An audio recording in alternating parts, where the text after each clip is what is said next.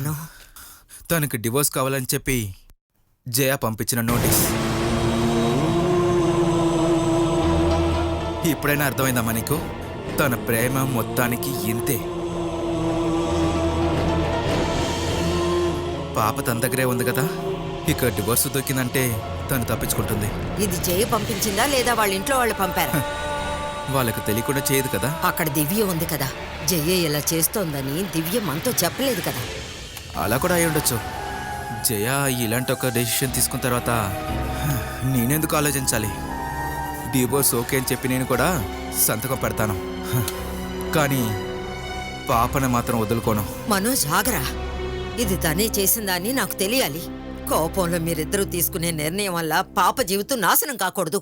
నీ భార్యను నేనే ఈ ఇంటికి కోడలుగా చెయ్యి పట్టుకుని తీసుకొచ్చాను. చచ్చేంత వరకు నీ భార్యగా తన ఇంట్లోనే ఉండాలి. నేను బతుకున్నంత వరకు మీరిద్దరూ విడిపోకూడదు.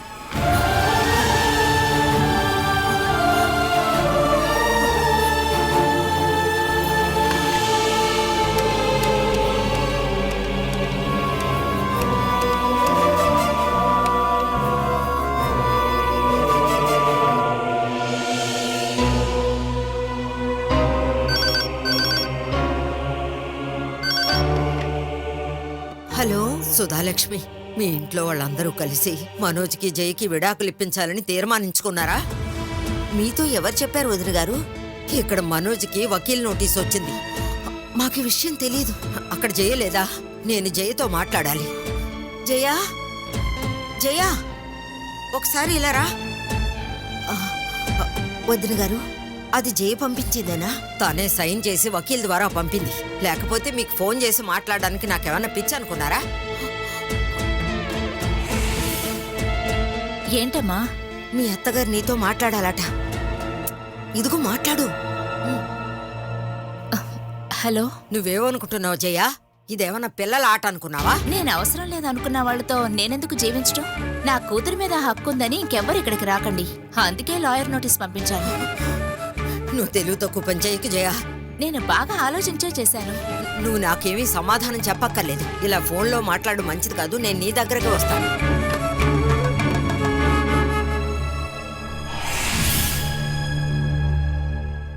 మీరెందుకు మా తన దగ్గర బతిమలాడుతున్నారు? తను ఏం కావాలో చేసుకోనివ్వండి. ఇలా మీరిద్దరూ పంతాలతో కాపురం కూల్చుకోవడం పద్ధతి కాదు మనోజ్. నేను ఇప్పుడే జయ వాళ్ళ ఇంటికి వెళతాను. ఈ సమస్య గురించి ఈ రోజే మాట్లాడకపోతే తర్వాత మీ ఇద్దరిని చేర్చడం చాలా కష్టం.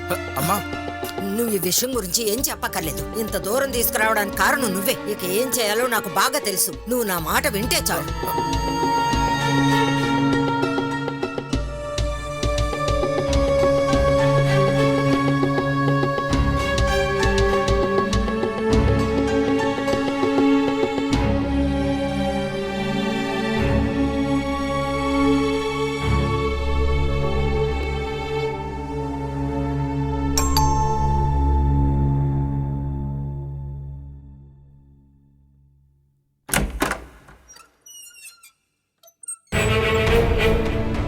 శారదా,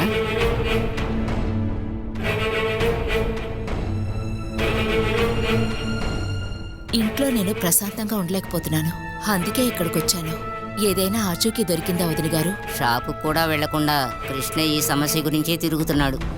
పోలీస్ ఎంక్వైరీ మాత్రమే కాకుండా వాడికి తెలిసిన వాళ్ళందరి ద్వారానూ వెతుకుతున్నాడు.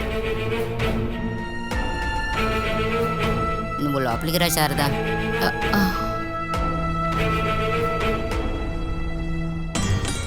పాపను ఎక్కడైనా వదిలేసి తను బెంగళూరుకి వెళ్ళిపోయిందేమోనని నాకు అనుమానంగా ఉంది. సిటీ వదిలి వెళ్ళటానికి అవకాశమే లేదని గోపి చెప్పాడు.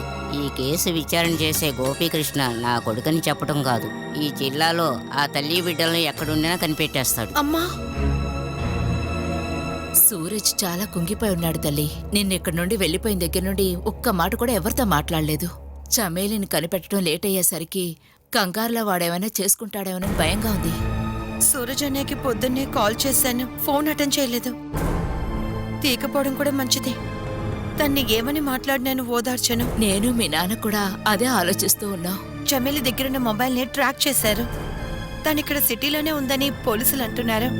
రాత్రి ఒక్కసారి మొబైల్ ఆన్ అయ్యింది. సిటీ లోపలున్న టవర్లోనే సిగ్నల్ చూపిస్తోంది. దాన్ని బట్టే ఇప్పుడు పోలీసులు కూడా విచారణ జరుపుతున్నారు. అయితే బాగానే ఉన్నారు కదా? ఒక పసిపిల్లని పెట్టుకొని ఎవరి సహాయం లేకుండా ఎవరి కంటా పడకుండా ఎంతకాలం ఉంటుంది చెప్పు? ఎవరైనా బలవంతంగా కిడ్నాప్ చేసి దాచారేమో. ప్రతిరోజు మనం వార్తల్లో ఎన్ని కేసులు మనం వింటున్నాం కదా. అదీ కాకుండా మానసిక పరిస్థితి సరిలేని ఒక అమ్మాయిని ఎవరికి కావాలంటే వాళ్ళు వారి దారికి తెచ్చుకోవచ్చు. ఆ పసిపిల్ల ఎలాగైనా ప్రాణాలతో ఉంటే చాలు వదిన గారు. తనకేదైనా జరిగిందంటే మా కుటుంబమే లేకుండా పోతుంది. కంపెనీలోనూ ప్లాంటేషన్లోనూ సూరజ్ వాళ్ళ నాన్నగారు ఇష్టపడి పనిచేయటం లేదు. ఏదో ఒక రోజు సూరజ్ దాన్ని చూసుకుంటాడన్న నమ్మకంతోనే ఉన్నారు. కానీ సూరజ్కి తన బిడ్డ తప్ప ఇంకా వేరే దేని మీద ధ్యాస ఉండటం లేదు. ఒకవేళ వాళ్ళు కనిపించకపోతే వాడు ఏమైనా చేసుకుంటాడేమోనని నాకు చాలా కంగారుగా ఉంది. నా కొడుకు మళ్ళీ మామూలు మనిషి అవ్వాలి అంతే. మహా అయితే 2 రోజులు. ఆ తరువాత చెమేలి బిడ్డ సూరజ్ దగ్గరకు వచ్చి చేరతారు. దొరక్కపోతే మనకు తెలిసి మనం ఎవరికీ అన్యాయం చేయలేదు. ఆ పుణ్యఫలమే వాళ్ళిద్దరికీ ఏ అపాయమూ జరగదు. నా దిగులంతా ఇప్పుడు సూరజ్ గురించే. తలుపులు వేసుకుని రూమ్లోనే ఉంటున్నాడు. వాడి మొహం చూస్తుంటే ప్రాణం తరుక్కుపోతోంది. నేను ఆర్కేతో చెప్తాను. సూరజ్ నేను ఇక్కడే ఉండనివ్వండి. వాడిక్కడికి రావాలి కదమ్మా. అది ఆర్కే చూసుకుంటారు. మీరేం దిగులు పడకండి. వాళ్ళని కనిపెట్టేద్దాం. ఇంతవరకు మీ ఇంట్లో వచ్చిన సమస్యలన్నీ తీరిపోవటానికే కొత్తగా ఇలాంటి సమస్య ఒకటి వచ్చిందేమో. ఎంత కష్టకాలంలో అయినా కూడా సంతోషకరమైన రోజు వస్తుంది. అందుకు మనం కొంచెం ఓర్పుగా ఉండాల్సిందే.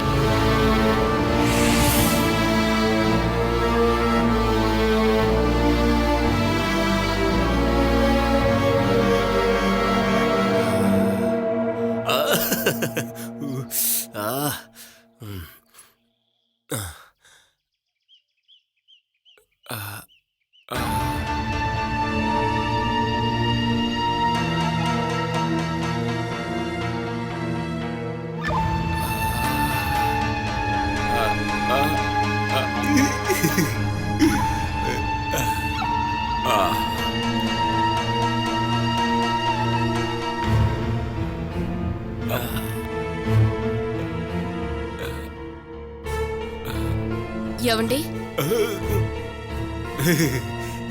ఏమే, ఈ ప్రపంచంలో అతి సుఖమైంది ఏంటో తెలుసా నీకు? ఈ కోడి రెక్కని సగానికి మడిచి ఇలా చెవులో పెట్టుకుని తిప్పుకోవడమే. ఆహా, ఏం సుఖం! అయితే దీన్ని తీసుకువెళ్ళి ఇంట్లో ఉన్న అందరికీ ఇచ్చేసిరండి. వాళ్ళు చెవిలో పెట్టుకొని తిప్పుకుంటారు. ఎందుకంటే ఆకలి తీర్చే దారి ఇక్కడ ఎవరూ పట్టించుకోవడం లేదుగా.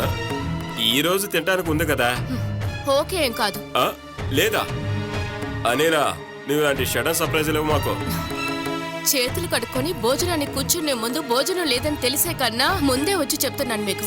అది నువ్వెందుకే నాతో చెబుతున్నా? అదేమన్నా నా చేతిలో ఉందా? నన్ను పెళ్లి చేసుకుని తీసుకొచ్చింది మీరే కదండి. ఆ, అలా తీసుకురావడమే నేను చేసిన పెద్ద తప్పు. దానికి ప్రాయశ్చిత్తం చేసుకోవాలంటే ఎక్కడి నుంచి తీసుకొచ్చానో నిన్ను అక్కడికి తీసుకొని వదిలిపెట్టను. అదేం పర్వాలేదు కానీ ఆ రోజు నేను ఎలా వచ్చానో అలాగే నన్ను తీసుకెళ్లి దించండి. అది కొంచెం కష్టమే. మిగతా విషయాలన్నీ వదిలేసేయండి. మా ఇంట్లో వాళ్ళు ఇచ్చిన వరకట్నము 30 సవర్ల బంగారం ఉంది కదా, అవన్నీ ఇవ్వండి, నేను వెళ్ళిపోతాను. ఛే, అలా అయితే కట్నం నేను తీసుకోకుండా ఉండాల్సింది. ఇప్పుడు దాని గురించి ఆలోచిస్తేనే అది కరెక్ట్ కాదని అనిపిస్తుంది. లేటుగా అర్థమైనా సరే ఇప్పటికైనా అర్థమైందిగా. సొంతంగా కష్టపడి తీసుకొచ్చిన డబ్బుతో భార్యగా కావాల్సినవన్నీ కొనిచ్చేవాడే మగాడు. అది కాకుండా వరకట్నం కోసం పెళ్లి చేసుకునే వాళ్ళందరూ కూడా మగాళ్లే కాదు. దాని గురించి నువ్వేం పోరాడుకో. ఆ రోజు వరకట్నం తీసుకోవటం తప్పని నేను అంటున్నాను. అది ఇప్పుడు తీసుకుంటే ఎన్ని లక్షలు వచ్చాయో. నేను దాని గురించి బాధపడుతున్నాను. నువ్వేంటో ఏయ్, నీకు మీ ఇంట్లోంచి ఏమన్నా షేర్ వస్తుందా? అది వెతుకుంటే ఇంటికి వెళ్ళండి. లేవలేని మా నాన్న కూడా లేచి మరి మీ చెంప పగలు కొడతాడు. చా, ఇక పైన కూడా ఎవరి దగ్గర అప్పు తీసుకురాలేను. అనిలా, ఇదే సుమేష్ దగ్గర ప్రేమతో కొంచెం అడుగు. నేను అడిగితే డబ్బులే లేవంటాడు. డబ్బు అప్పు తీసుకోవాలంటే ఆడవాళ్లే గొప్పవాళ్ళు. డబ్బులు లేకపోయినా అప్పు తీసుకొచ్చేనా అప్పిద్దాం అనుకుంటారు. నువ్వు వెళ్ళి వాడిని అడుగు. నేను అతని దగ్గరికి వెళ్ళి చేయి చాచి అడగాల్సిన అవసరం నాకైతే లేదు. ఇదిగోండి, ఇది తీసుకువెళ్ళి ఇంట్లో కావాల్సిన వస్తువులన్నీ తీసుకురండి. ఇదెక్కడి నుంచి దొరికిందా బంగారం? ఇంట్లో నుండి వచ్చేటప్పుడు అమ్మ ఇచ్చింది నాకు. ఇలా ఇస్తారంటే ఈ రోజు నుంచి రోజు మార్చి రోజు మీ అమ్మగారింటికి వెళ్ళొద్దాం. ఎందుకు అలా వెళ్ళడం అండి? డైలీ వెళ్ళొచ్చు కదా. 500 ఇస్తారంటే అది నాకు ఓకే. మీకు అసలు సిగ్గంటూ లేదా? ఎవరో కష్టంలో బతకాలని అనుకుంటున్నారు. ఇలా చూడండి, నేను ఒకటి చెప్తున్నాను. ఈ డబ్బులతో తీసుకొచ్చే వస్తువులు ఖాళీ అయ్యేలోపే మీరు ఏదో ఒక పని వెతుక్కోవాలి. లేదంటే మీరు ఎంత అడ్డుకున్నా సరే నేను ఒక పని వెతుక్కుంటాను.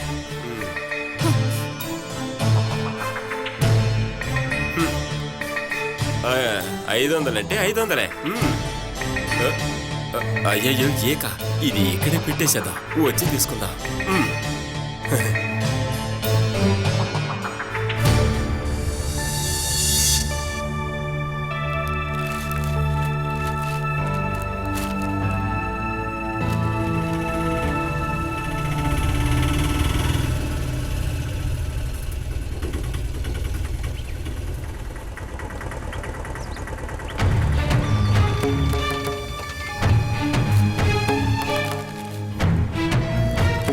కాసేపు వెయిట్ చేయి బాబు, వీలైనంత త్వరగా వచ్చేస్తాను.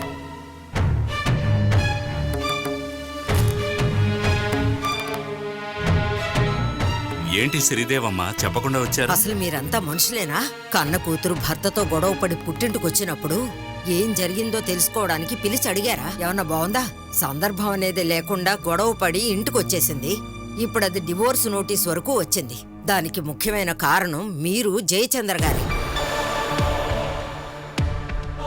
తల్లి తండ్రులే కదా. పిల్లలు తప్పు చేస్తే సమర్థించాలి. మీరు లోపలికి రండి, కూర్చుని మాట్లాడుకుందాం. మనోజ్ నాకు ఒక్కగానొక్క కొడుకు. వాడి జీవితం నాశనం అయితే చూస్తూ ఊరుకోను. నేను ఇక్కడికి వచ్చిన కారణం ఏంటో మీకు తెలుసుగా అత్తయ్య? ఒక గొడవ అంటూ వస్తే కోర్టు, వకీల్ నోటీసు, డివోర్సు ఇవేనా తీర్పునిస్తాయి?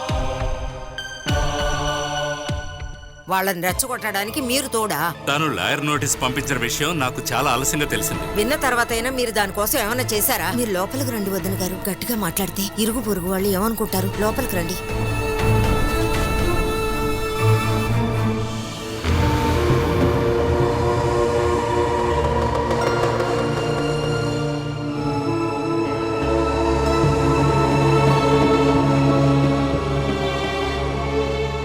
సూరజ్ జీవితం నుంచి చమేలి దూరంగా వెళ్ళిపోతే బాగుంటుందని ఇప్పటి వరకు మీరెవరైనా ఆలోచించారా?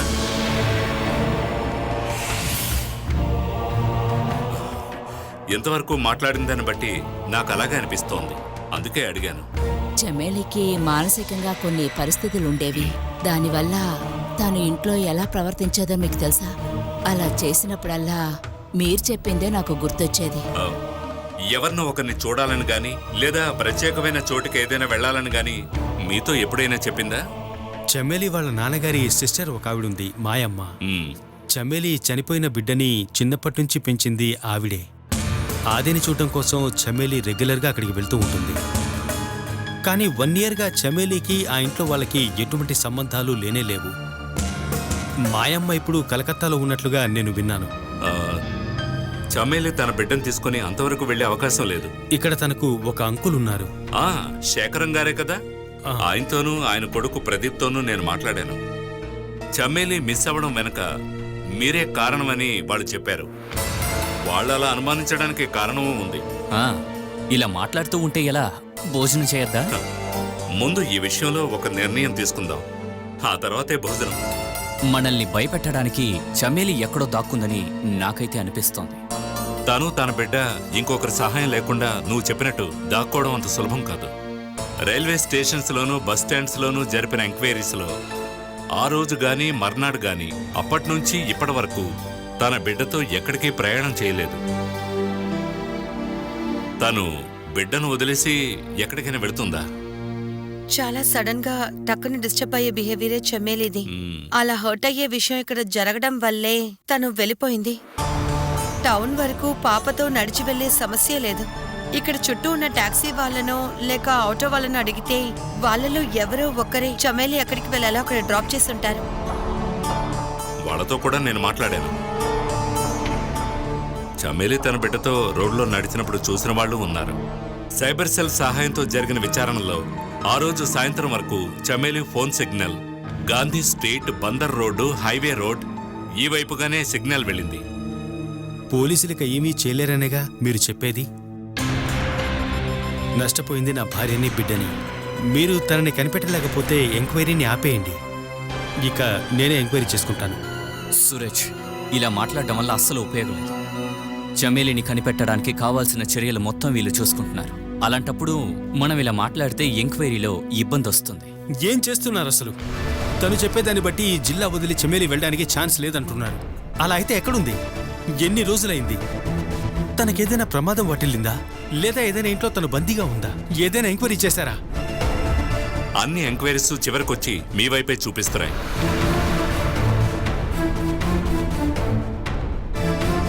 ఒక బిడ్డ ఉందని దాచిపెట్టి మిమ్మల్ని పెళ్లి చేసుకున్నందుకు తన మీద మీకున్న పగేది. దాంట్లో భాగమే ఈ మిస్సింగ్. ఈ ఇంట్లోంచి వెళ్ళిపోయిన చమేలి తన బిడ్డ మీ కస్టడీలోనే ఉంది. సొంత బిడ్డను చూసుకునే హక్కు కూడా మీకు లేదని చెప్పినందుకు మీ భార్య మీద మీకు కోపం వచ్చి ఉంటుంది. అందుకు కారణమైన భార్యను లేకుండా చేసి బిడ్డను సొంతం చేసుకోవచ్చుగా.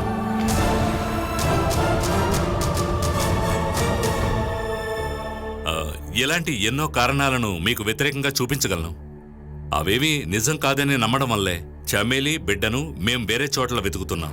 చమేలి కొడుకు ఆది చనిపోవడం సూరజ్ వల్లేనని తను అనుకుంటోంది. ఒక బిడ్డ చనిపోతే ఎలా ఉంటుందో చూపిస్తానని చమేలి ఎప్పుడూ మూర్ఖంగా మాట్లాడుతుంది. బిడ్డతో పాటు ఉన్న చమేలి ఫోటో దొరకాలంటే ఏంటి దారి?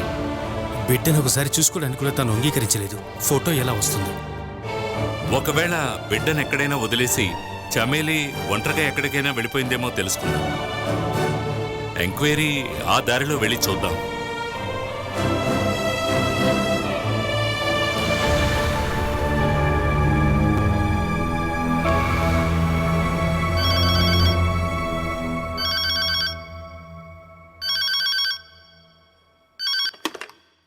హలో హలో, నేనే వేణు మాట్లాడుతున్నా.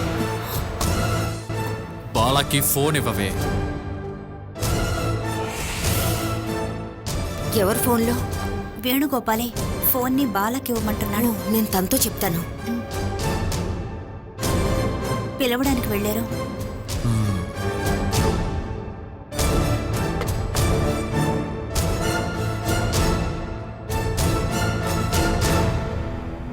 బాలా, వేణు ఫోన్ చేశాడు. లైన్లో ఉన్నాడు. నీతో ఏదో మాట్లాడాలట. నాకు మాట్లాడడానికి ఏమీ లేదు. అతను చెప్పేది వినేంత ఓపిక లేదు. బాలా, నువ్వు తనతో ఏదో ఒకటి మాట్లాడు. నువ్వు మాట్లాడకపోతే మాతో గొడవ పడతాడు. కావాలనే నీకు చెప్పలేదని అరుస్తాడు. బట్టలు నేను తీస్తాను, నువ్వు వెళ్ళు. వెళ్ళు బాలా.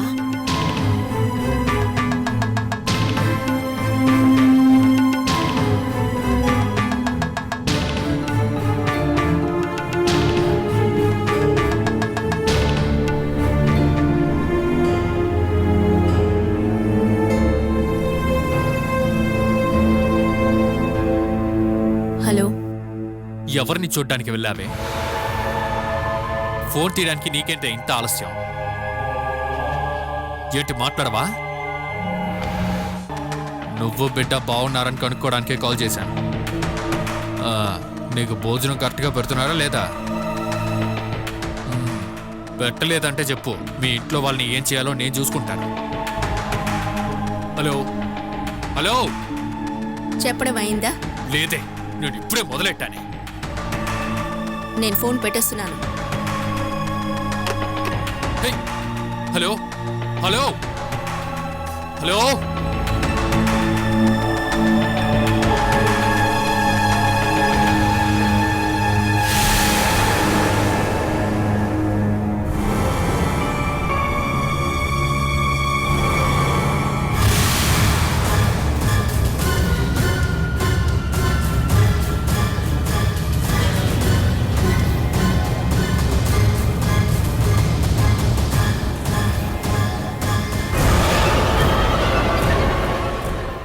నువ్వెక్కడికి బయలుదేరావు? నువ్వే కదమ్మా అన్నావు మనం ఇంకో ఇంటికి అద్దెకి వెళుతున్నామని. ఈ ఇల్లు ఖాళీ చేయాలన్నావు. అంటే నువ్వు వివరంగా చెప్పలేదా సుధా? ఇక్కడ నుంచి మేం మాత్రమే వెళుతున్నాం. అయితే నేను నా కూతురు వేణు వచ్చిన తర్వాత ఏం చేయాలో మీరిద్దరూ ఆలోచించుకోండి. ఏదేమైనా నువ్వు మాతో రాకూడదు. నాకు నీ మీద ఎటువంటి కోపం లేదు బాలా, కానీ వేణుని భరించలేము. వేణుని వదిలించుకోవడానికి ఇది తప్ప వేరే ఎటువంటి అవకాశం లేదు. అందుకని సుధా పెడదామా?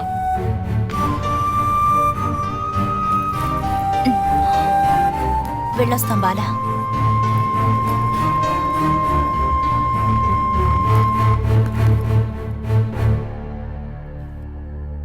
అమ్మా, బయటికి నెట్టేసి ఇల్లు తాళం వేయకుండా ఉన్నందుకు థ్యాంక్స్.